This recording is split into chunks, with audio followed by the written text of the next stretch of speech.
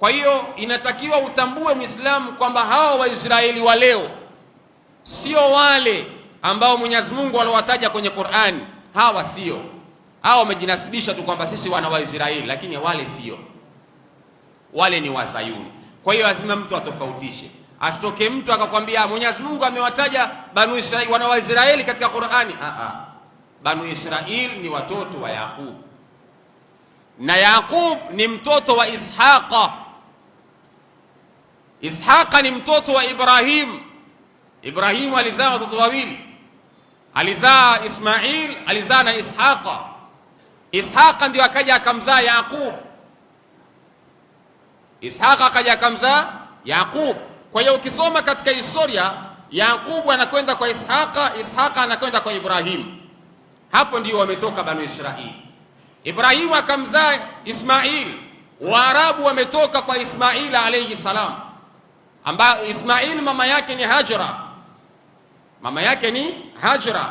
Hajra tunatambua alikuja kuishi huko Hijaz, alikuja kuishi Makka. Ibrahim alayhi salam alimzaa, au mama Hajra alimzaa Ismail akiwa katika ardhi ya Makka, na katika koo ya Ismaili ndipo alipotoka Waarabu huko. Na ndio maana ukisoma katika koo ya mtume inakwenda koo yake, inakwenda koo yake, inakwenda koo yake mpaka kwa Ismail alayhi salam, mpaka kwa Ibrahim alayhi salam. Koo ya mtume inafika huko. Kwa hiyo hapa kwa Ishaqa hapa ndipo akapatikana Yaqub. Yaqub akaja akazaa hawa Banu Israili. Katika Banu Israili hapa ndipo walipokuja kutokea Mayahudi sasa huko ndani yake. Na tutambue ya kwamba hawa Banu Israili hawa hawakuwa Waarabu. Hawa hawakuwa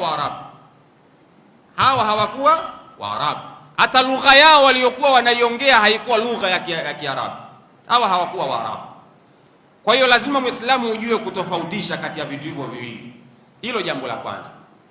Lakini jambo la pili, je, kuna taifa laitwa Israeli? Kuna taifa laitwa Israeli? Jawabu la. Hakuna taifa laitwa Israeli.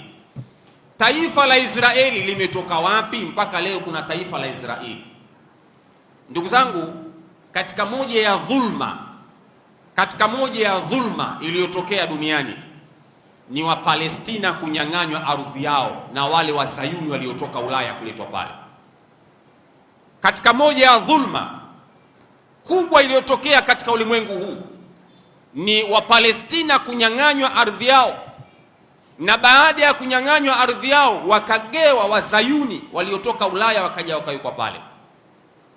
Walikuja mwaka gani pale nitakwambieni, na ilikuwaje mpaka wakawa na taifa, na walipata uhuru mwaka gani nitawaambieni. Lakini moja ya dhulma iliyofanyika duniani ni kuchukua ardhi ya Wapalestina kisha wakagewa Wazayuni, kisha wale Wazayuni wakaja wakaunda taifa laitwa Israeli. Kwa hiyo leo tunavyozungumza Israeli inakuwa kubwa kulikoni Palestina. Yaani kulikuwa hakuna taifa laitwa Israeli, lakini leo tunavyozungumza Israeli inakuwa kubwa kulikoni Palestina. Na ukubwa wake anaupata vipi? Anapigana, anawapiga, anahodhma, anachukua maeneo. Ndicho alichokuwa anakifanya hata katika eneo la Gaza. Alikuwa anawapiga na kuoa Palestina ili aweze kulichukua eneo la Gaza liwe katika miliki yake, kama alivyochukua Golan Heights, kama alivyochukua mashariki ya alivyochukua East Jerusalem, mashariki ya Jerusalem alipochukua. Yani katika maeneo ambayo amechukua, miongoni mwa mpango wake ilikuwa ni kuichukua na Gaza. Kwa hiyo Israeli yeye anaishi katika mfumo huo, na lengo lake ni kuchukua eneo lote mpaka kuwe hakuna taifa laitwa Palestina. Kwa hiyo kimsingi 1967 kulipiganwa vita na Waarabu pia wakashindwa.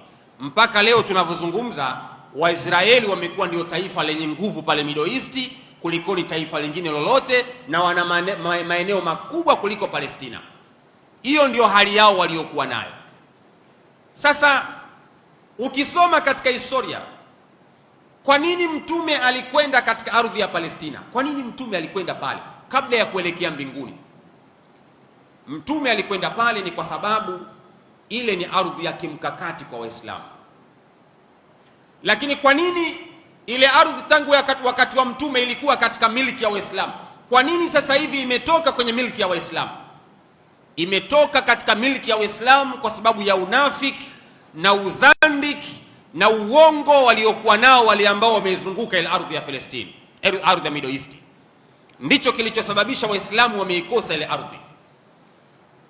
Yani ilivyo Waarabu wanachofanywa ni hivi, ni ile simba anapotaka kwenda kumla ng'ombe mmoja katika kundi la ng'ombe.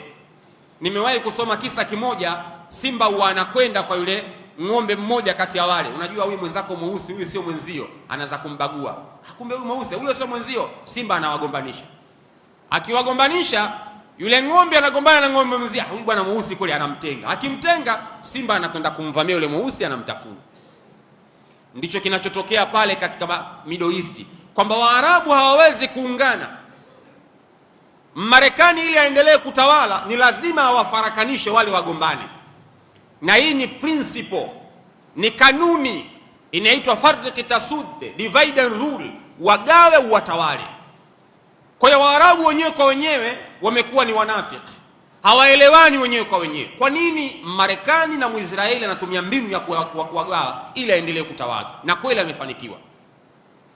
Na mbaya zaidi, anachukua vibaraka na waweka kwenye uongozi. Wale vibaraka wanaobei kwake, anachokitaka yeye bwana mkubwa ndicho wanachofuata. Ndio maana unaona leo Marekani ana base Jordan, ana base Saudia, ana base Iraki, ana base Bahrain, ana base Abu Dhabi, Dubai, ana base kila eneo la Waarabu.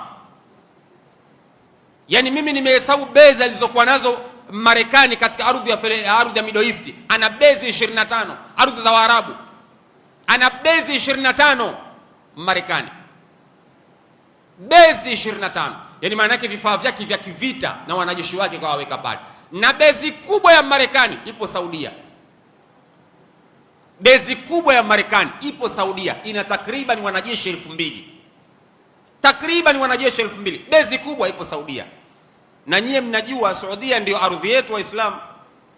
Ndipo ilipokuwepo haram ya Makka, yani ilipokuwa base ya Marekani na ilipokuwepo harama ya Makka Al-Kaaba, hakuna umbali mrefu kwa kiwango hiko. Nimesahau tu kilomita zake, nimesahau, lakini ndani ya ardhi ya Saudia ndio kuna haram ya Makka, na ndani ya Saudia ndio kuna base ya Marekani kubwa kuliko base zote.